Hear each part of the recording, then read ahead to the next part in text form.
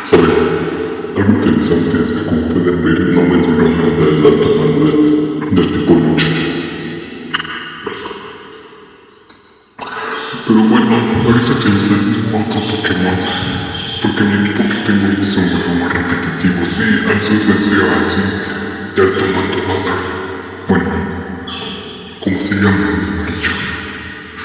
No fue sumamente fácil, amigo, pertenece a que, como pueden ver, fue completamente guiado y mi PTL acaba de evolucionar.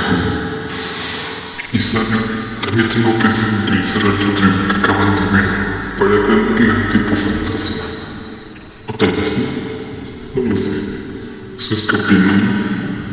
¿Creen que sea capaz de vencerme?